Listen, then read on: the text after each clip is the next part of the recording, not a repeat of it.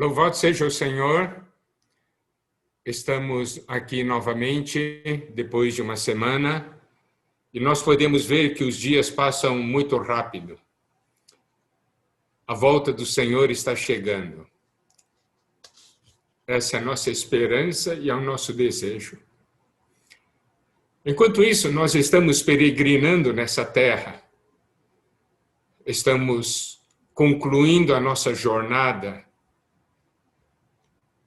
Nós estamos aguardando a vinda do Senhor.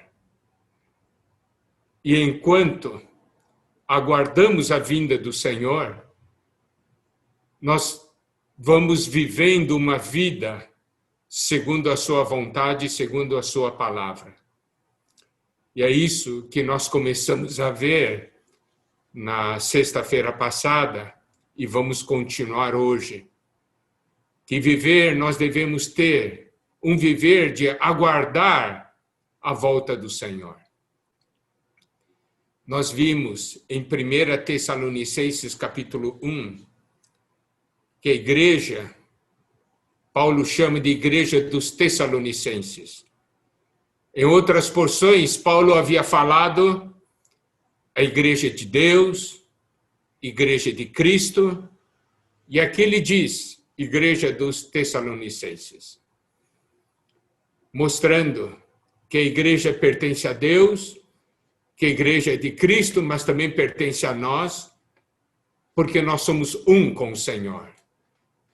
Qual característica da igreja que Paulo coloca aqui no capítulo 1, versículo 1?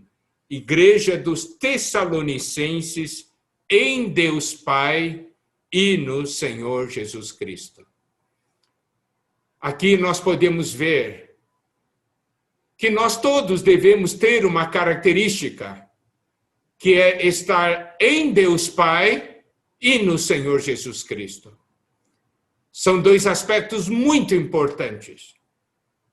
Nós vimos que quando falamos de em Deus Pai, nós estamos declarando que Deus é o nosso Pai, que Ele é aquele que nos gerou, Ele é aquele que nos deu da sua vida. Hoje nós temos a vida divina em nós. E nós temos também o nosso Senhor, Jesus Cristo, aquele que cumpriu a redenção, aquele que nos conectou com o Pai. E aqui, quando menciona Senhor, mostra um ponto do encabeçamento. Então, nós devemos perceber que precisamos estar conectados a Deus e encabeçados por Cristo Jesus. Quando estamos conectados a Deus, nós desfrutamos da vida. E quando Cristo é nossa cabeça, Ele é aquele que nos governa. E é pelo fato dele ser nossa cabeça que nós podemos ter um relacionamento de paz e harmonia, um relacionamento na vida com todos os irmãos e irmãs. É muito importante esses dois pontos em nosso viver: conexão com Deus e sermos encabeçados por Cristo. Quando nós somos um com o Senhor, nós temos em nós 3 pontos: fé, amor e esperança. É com fé, amor e esperança que vivemos essa nossa vida cristã. Não somente uma vida cristã particular, individual, mas uma vida cristã também coletiva. Não somente nós vivendo a nossa vida com o Senhor, mas também um viver junto com os irmãos. Podemos ver, então, a importância do fé, do amor e da esperança. 1 Tessalonicenses, capítulo 2, versículo 2, diz: damos sempre graças a Deus por todos vós, mencionando-vos em nossas orações. E sem cessar, versículo 3, recordando-nos diante do nosso Deus e Pai, da operosidade da vossa fé, da abnegação do vosso amor e da firmeza da vossa esperança em nosso Senhor Jesus Cristo. Aqui nós temos a obra da fé, o labor do amor e a perseverança da esperança. Então, a nossa vida cristã está baseada nesses 3 pontos: fé, amor e esperança. E sempre devemos, diante do Senhor, ver: Senhor, como é a minha vida? Como está a minha fé, meu amor e minha esperança? E nós vimos na semana passada que se a fé está em mim, essa fé me leva a ter ação, me leva a agir. E se eu tenho amor em mim, faz com que eu tenha um labor de amor, ajudando os irmãos, certo? Edificando o corpo de Cristo. E também, se eu tenho esperança, eu tenho perseverança. E que se nós temos esses pontos, que tipo de viver nós temos? Um viver de deixar o mundo, deixar as coisas negativas, de se converter ao Senhor, de servir ao Deus vivo e verdadeiro e aguardar a vinda do Senhor. Esse deve ser o nosso viver. Hoje, nós vamos ver algo ligado a 1 Tessalonicenses capítulo 2, a questão de Paulo levar a palavra aos de Tessalônica. E ele, em 1 Tessalonicenses capítulo 2, versículo 1, nos diz o seguinte: porque vós, irmãos, sabeis pessoalmente que a nossa estada entre vós não se tornou infrutífera. Aqui nós temos um ponto muito importante que nós devemos atentar. Se nós estamos em Deus, conectados a Deus, se nós estamos em Cristo Jesus, no nosso Senhor, o que acontece? Nós temos conexão e nós temos encabeçamento. E em nós a fé, amor e esperança. Aí a nossa vida passa a ter uma característica. Que característica? A nossa vida se tornar em uma vida frutífera. Nós nos tornamos frutíferos. Paulo diz: a nossa estada entre vós não se tornou infrutífera, mas eles foram frutíferos. E agora vamos dar uma olhada em 2 Pedro, capítulo 1, a partir do versículo 5, que começa com a questão da fé. Por isso mesmo vós, reunindo toda a vossa diligência, associai com a vossa fé a virtude, com a virtude o conhecimento. Preste atenção, aqui nós temos um começo com fé. E aí continua assim: com conhecimento, domínio próprio, com domínio próprio, a perseverança, e com a perseverança, a piedade. Com a piedade, a fraternidade, com a fraternidade, o amor.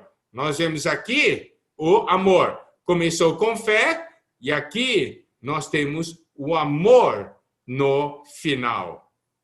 E ainda diz: porque estas coisas, existindo em vós e em vós, aumentando, fazem com que não sejais nem inativos, nem infrutuosos, no pleno conhecimento do nosso Senhor Jesus Cristo. Por aqui, nós podemos ver, nessa porção, nós temos fé, daí, proveniente da fé, nós temos o amor, certo? E tendo fé e amor, e todos esses pontos mencionados, e essas coisas existindo em nós e em nós aumentando, fazem com que nós não sejamos nem ativos, nem infrutuosos. Aqui nós podemos ver que Paulo disse que a estada dele entre os tessalonicenses não tinha se tornado infrutífera. Então podemos ver algo muito importante. Se eu tenho fé, amor e esperança, eu me torno uma pessoa frutífera. Por quê? Porque essa vida que nós ganhamos é uma vida que dá fruto. É uma vida que se multiplica. Nós podemos ver isso no Evangelho de João, capítulo 15, versículos 3 e 4, que diz o seguinte: vós já estáis limpos pela palavra que vos tenho falado. Permanecei em mim e eu permanecerei em vós. Como não pode o ramo produzir fruto de si mesmo, se não permanecer na videira, assim nem vós o podeis dar, se não permanecerdes em mim. Então nós podemos ver uma coisa: nós somos um ramo. Porque nós somos um ramo que está na videira, qual é o resultado? Nós damos frutos. Se nós permanecemos na videira, nós damos frutos, está vendo? Por isso assim diz: como não pode o ramo produzir fruto de si mesmo, se não permanecer na videira, nem vós o podeis dar, se não permanecerdes em mim. Então nós podemos ver que o que Paulo falou no início de Tessalonicenses, no versículo 1, dizendo que a igreja dos Tessalonicenses em Deus Pai e no Senhor Jesus Cristo, mostra o quê? A igreja está na videira, certo? Nós precisamos estar no Senhor. Paulo estava no Senhor, por isso ele era uma pessoa frutífera. Então, no Evangelho de João, capítulo 15, versículo 5 diz: eu sou a videira, vós os ramos. Quem permanece em mim e eu nele, esse dá muito fruto, porque sem mim nada podeis fazer. Aqui diz: se eu permaneço no Senhor, eu dou muito fruto. Olha só que coisa tremenda. Podemos ver a importância da conexão com Deus e o encabeçamento em Cristo. Se eu estou no Senhor, se eu estou na videira, aqui diz, eu dou muito fruto. Então nós precisamos dar atenção a esse ponto. Amados irmãos, amadas irmãs, nós somos frutíferos. Nós somos frutíferos. Essa vida que nós temos é uma vida que dá fruto. É uma vida frutífera. E Evangelho de João, capítulo 15, versículo 8 diz: nisto é glorificado meu Pai, em que deis muito fruto, e assim vos tornareis meus discípulos. Podemos ver que, se nós estamos no Senhor, nós somos frutíferos. Nós somos aquele que multiplicam a vida. Então, nós precisamos prestar atenção em nossas vidas. No meu viver, eu tenho sido frutífero ou não? No meu viver, eu tenho ou não permanecido no Senhor, permitido que essa vida flua de mim, que a fé, o amor e a esperança cresça em mim. Amados irmãos, amadas irmãs, nós precisamos ver uma coisa. A videira não tem um ramo só. Uma videira tem muitos ramos. Isso quer dizer o quê? Nós frutificamos juntos. Nós estamos aqui, nós precisamos ajudar uns aos outros a dar frutos. E sabe, essa vida do Senhor em nós, É uma vida que deseja se multiplicar. É uma vida que deseja dar fruto. Mateus 24:14 fala sobre a situação no final dos tempos. Diz o seguinte: e será pregado esse evangelho do reino por todo o mundo, para testemunho a todas as nações, então virá o fim. Aqui nos mostra que no final dos tempos haverá um povo nessa terra com uma característica. Esse povo é um povo que leva o evangelho do reino por todo o mundo. É um povo que leva a palavra do reino. É um povo que leva o viver do reino. E é para testemunho a todas as nações. Nós vimos aqui em 1 Tessalonicenses, capítulo 1, o seguinte, no versículo 5. Porque o nosso evangelho não chegou até vós tão somente em palavras. Então, nós podemos ver que o evangelho não é uma questão somente de palavras. Aqui diz, mas sobretudo em poder, no Espírito Santo e em plena convicção, assim como sabeis ter sido o nosso procedimento entre vós e por amor de vós. Quer dizer, tinha palavra, tinha poder, tinha Espírito Santo, tinha convicção e tinha um procedimento com amor, isto é, um testemunho. Isso é o que nós precisamos ver. Então, levar o evangelho não é somente uma questão de levar palavras, é levar uma palavra sustentado por um viver, sustentado por um testemunho.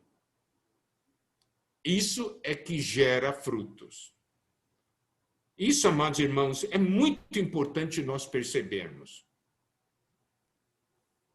E esse desejo de multiplicar, de dar vida, está aqui em 1 Tessalonicenses, capítulo 2, versículo 2, quando ele diz, mas apesar de maltratados e ultrajados em Filipos, como é do vosso conhecimento, tivemos ousada confiança em nosso Deus, para vos anunciar o evangelho de Deus em meio a muita luta.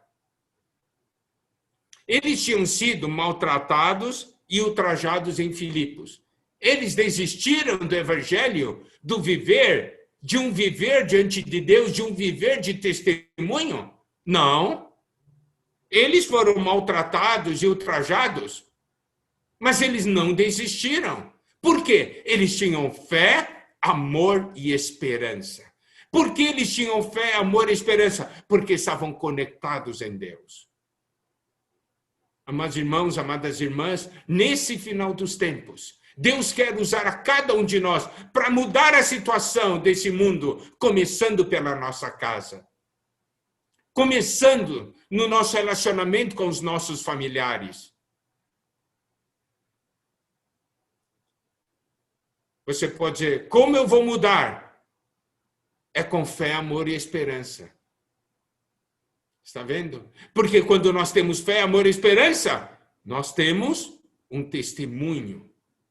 Nós temos uma obra, um labor e uma perseverança. Nós não desistimos, assim como Paulo e seus companheiros não desistiram. Aqui diz, apesar de maltratados e ultrajados em Filipos, eles continuaram, foram para Tessalônica e tiveram ousada confiança em Deus para anunciar o evangelho de Deus em meio a muita luta.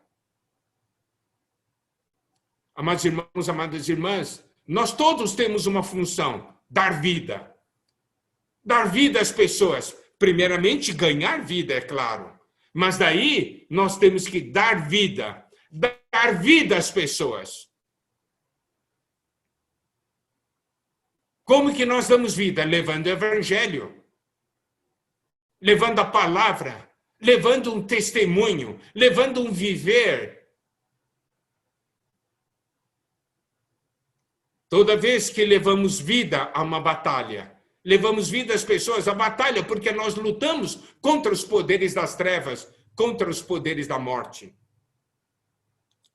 Paulo, em Atos 20, versículos 19 e 20, diz o seguinte: servindo ao Senhor com toda humildade, lágrimas e provações, que pelas ciladas dos judeus me sobrevieram, jamais deixando de vos anunciar coisa alguma proveitosa, e de vos ensinar publicamente, e também de casa em casa.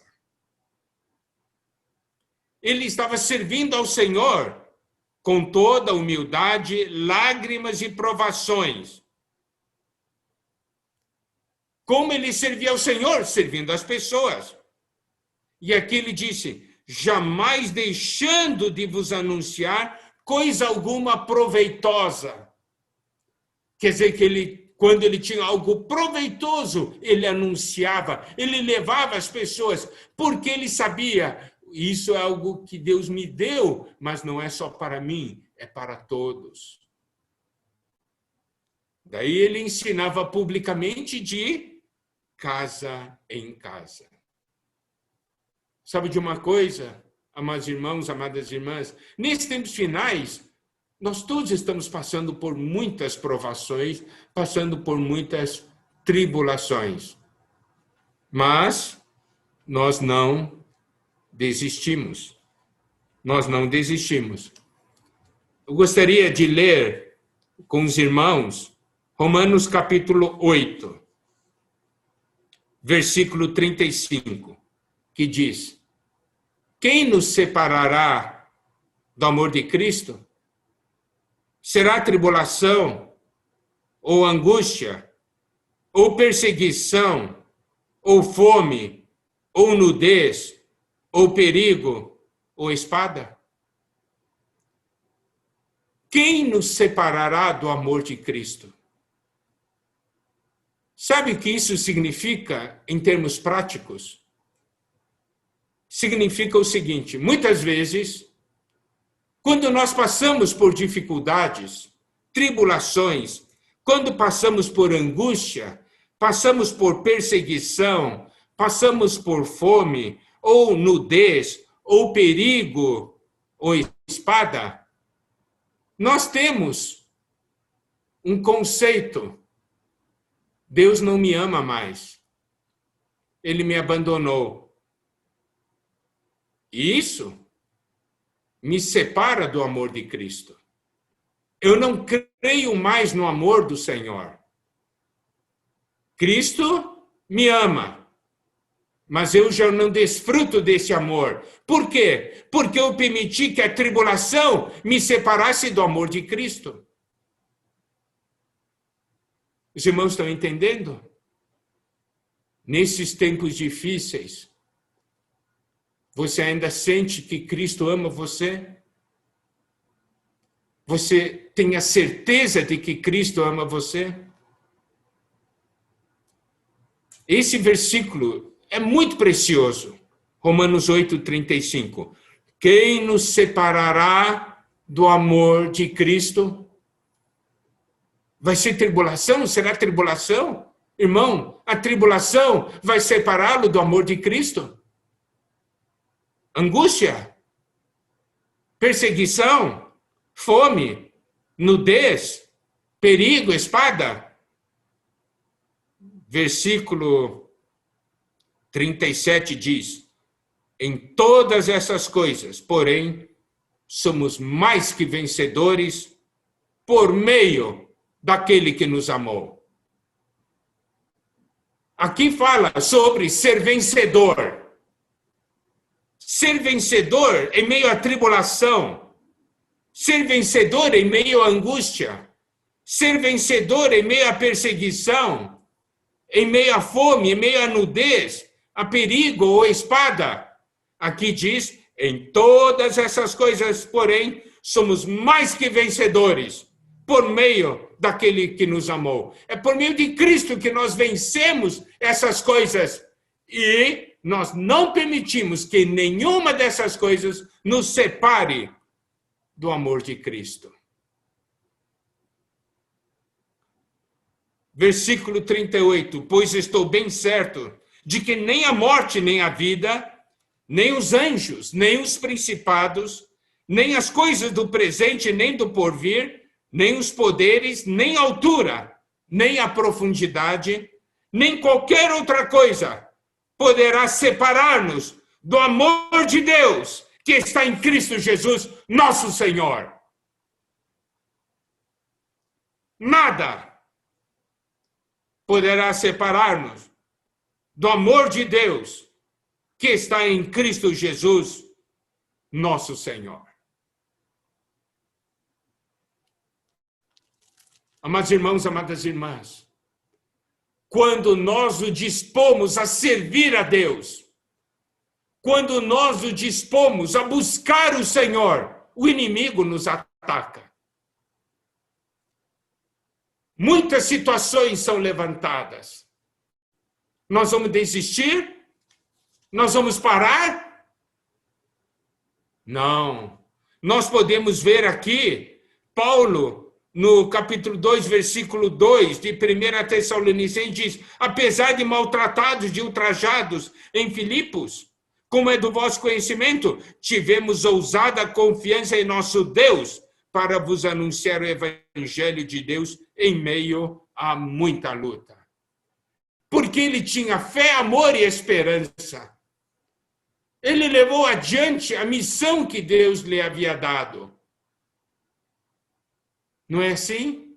Hoje, precisamos edificar nossas casas com fé, amor e esperança. Edificar a vida da igreja com isso. Por isso nós estamos aqui, amados irmãos, não é verdade? Estamos aqui juntos, buscando juntos o Senhor, encorajando-nos uns aos outros, semana após semana. Nós precisamos perceber a porção que Deus nos dá e o que Deus deseja fazer conosco. Nosso coração, pelo fato de sermos um com o Senhor, nós temos um desejo de fazer com que as riquezas que nós ganhamos seja dispensado a todos os que estão ao nosso redor. Por quê? Porque as pessoas precisam da nossa porção. Amados irmãos, amadas irmãs, lembre-se de uma coisa: nesse final dos tempos, o Senhor quer edificar o seu corpo. Numa situação onde há tantas coisas negativas, numa situação onde as pessoas são tão individualistas, egoístas, que amam prazer, amam todas as coisas desse mundo, o Senhor nos colocou na igreja para juntos edificarmos a sua casa, juntos edificarmos o seu corpo. E hoje, mais do que nunca, o Senhor está chamando a cada um de nós para que juntos edifiquemos a sua igreja. Você tem a sua porção preciosa. Os irmãos precisam da sua porção. Eu preciso da sua porção. Você tem fé, amor e esperança? Você tem algo para dar a cada um de nós, para dar para a sua igreja? E se hoje nós servimos, estamos dando a nossa porção, não é porque nós queremos enganar ou temos coração impuro, e como está no capítulo 2, versículo 3, a nossa exortação não procede de engano, nem de impureza, nem se baseia em dolo. Versículo 4, pelo contrário, visto que fomos aprovados por Deus, a ponto de nos confiar Ele o Evangelho. Assim falamos, não para que agrademos a homens, e sim a Deus, que prova o nosso coração. Aqui fala que Paulo diz: nós somos aprovados por Deus a ponto de nos confiar Ele o Evangelho. Então, Deus confiou ou não o Evangelho a nós? Confiou ou não uma porção das suas riquezas a nós, a cada um de nós? Que nós temos que fazer? Temos que dispensar a nossa porção. Amado irmão, amada irmã, a sua porção é muito importante agora nos tempos finais. São nos tempos finais que a edificação da igreja irá se concluir, irá se realizar e o Senhor vai voltar. Preste atenção, é agora que nós temos que participar. Não deixe para depois, é agora. Já não resta muito tempo. Aqui diz que Deus prova os nossos corações. Nós precisamos ter um coração voltado ao Senhor, fazer as coisas por amor. No versículo 5 diz: a verdade é que nunca usamos de linguagem de bajulação, como sabeis, nem de intuitos gananciosos. Deus disto é testemunha. Paulo estava pregando o evangelho. Ele tinha algum interesse? Era por ganância? Ele queria ganhar alguma coisa? Não, Paulo não queria ganhar nada para ele queria ganhar para o Senhor. Amados irmãos, amadas irmãs, agora, nesses tempos finais, Deus está provando o nosso coração. O Senhor diz: você me ama? Você me ama? Se você me ama, cuida das minhas ovelhas, cuida, apacenta os meus cordeirinhos. Amado irmão, amada irmã, sempre haverá irmãos e irmãs que você pode cuidar. Se você ama o Senhor, cuida dos cordeiros do Senhor. E é isso que Deus está dando a oportunidade. Essa oportunidade está sendo dada hoje a nós. Nós estamos vendo na conferência de irmãs do Triângulo Mineiro, as irmãs todas envolvidas, apacentando umas às outras, uma cuidando da outra. Que coisa tremenda! Que coisa maravilhosa! A igreja está sendo edificada. A palavra de Deus está se cumprindo. Por quê? Porque em nós a fé, amor e esperança. É fácil? Não é fácil. Traz sofrimento? Traz. Mas a recompensa vale. Alegria de cooperar com o Senhor. E Paulo, ele diz no versículo 6, também jamais andamos buscando glórias de homens, nem de vós, nem de outros. Versículo 7, embora pudéssemos, como enviados de Cristo, exigir de vós a nossa manutenção, todavia nos tornamos carinhosos entre vós, qual ama que acaricia os próprios filhos. Aqui, Paulo nos mostra que ele era como uma mãe. Uma mãe sempre se dá, não exige. Assim como Paulo não exigiu a manutenção deles. Mas ele era carinhoso, qual ama que acaricia os próprios filhos. Ele amava os Tessalonicenses. Por quê? Olha só, nós podemos ver em 1 João capítulo 5, versículo 1. Todo aquele que crê que Jesus é o Cristo é nascido de Deus. E todo aquele que ama ao que o gerou, também ama ao que dele é nascido. Olha, esse versículo é espetacular. Todo aquele que crê que Jesus é o Cristo é nascido de Deus. Você crê que Jesus é o Cristo? Todos vocês irão responder sim. Então, você é nascido de Deus. E ele diz, todo aquele que ama ao que o gerou. Quem gerou você? Foi Deus? Foi o Senhor, não é? Você ama o Senhor? Sim. Aqui diz, todo aquele que ama ao que o gerou, também ama ao que dele é nascido. Então mostra o quê? Você vai amar todos aqueles que nasceram de Deus. É esse amor que Deus nos deu. Fé, amor e esperança, não é? Isso é resultado de estar em Deus. Nós nos amamos, nós amamos uns aos outros, porque todos nós somos nascidos de Deus. E olha só o que ele diz no versículo 8 de 1 Tessalonicenses 2.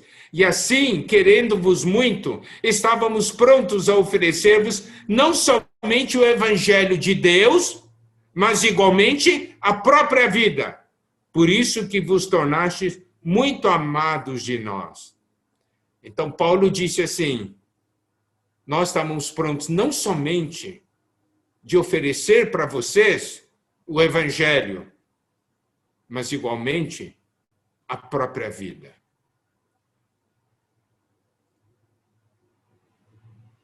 É com esse coração que nós devemos levar as palavras.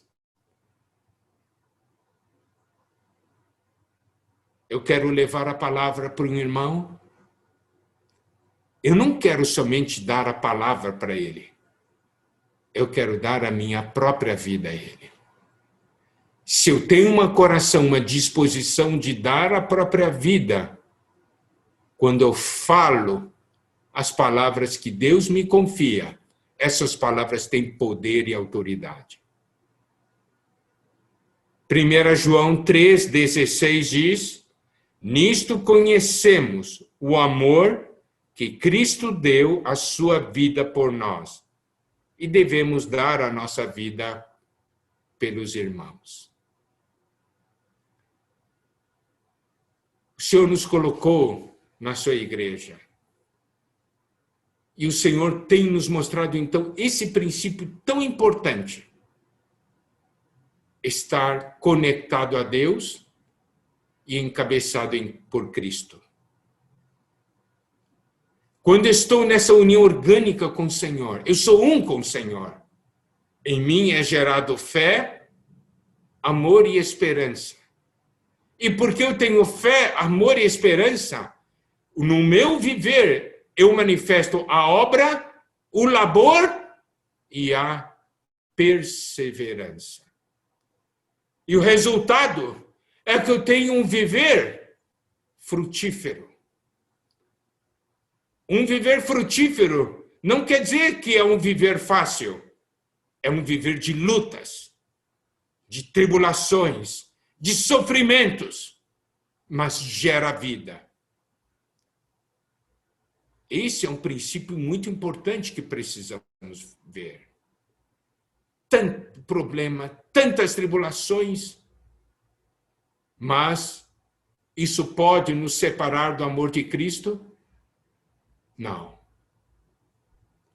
Amados irmãos, amadas irmãs, nos dias de hoje, não deixe nada separar você do amor de Deus e do amor de Cristo.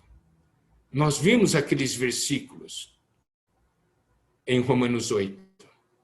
Em todas essas coisas, devemos ser mais que vencedores, por meio daquele que nos amou. O Senhor é que nos leva à vitória. O Senhor é que nos sustenta com fé, amor e esperança. E aí, nós dispensamos vida aos demais, levando palavra, levando testemunho e agindo como uma mãe no meio do labor, dispensando amor e vida àqueles que estão ao seu redor. É isso que Deus quer para nós. E Deus quer que o nosso viver seja assim enquanto aguardamos a sua vinda. Graças a Deus que nós temos hoje a oportunidade de viver isso. Estamos cuidando de tantos irmãos e irmãs, dando nossas vidas, entregando em oração. Hoje, quando a reunião começou, eu fiquei triste por uma coisa. É que a irmã Grace sempre é uma das primeiras que entrava na sala. Hoje entrei na sala e ela não estava lá. Ela está no hospital, os irmãos sabem. Mas nós todos temos chance de orar desesperadamente por ela, pelo irmão Tiozinho, por demais irmãos e irmãs. É fácil? Não é fácil. Nós sentimos esse peso, sentimos esse encargo, mas nós oramos, intercedemos, lutamos. Quando nós vemos irmãos e irmãs que estavam afastados voltando, nos enchemos de alegria. É fácil? Não é fácil.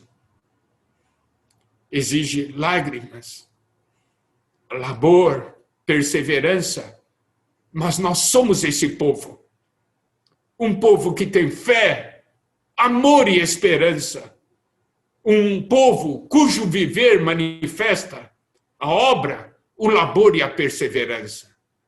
Amados irmãos, amadas irmãs, vamos agarrar a oportunidade e ter um viver genuíno. E com esse viver, aguardamos a volta do Senhor. Que o Senhor nos abençoe. Amém.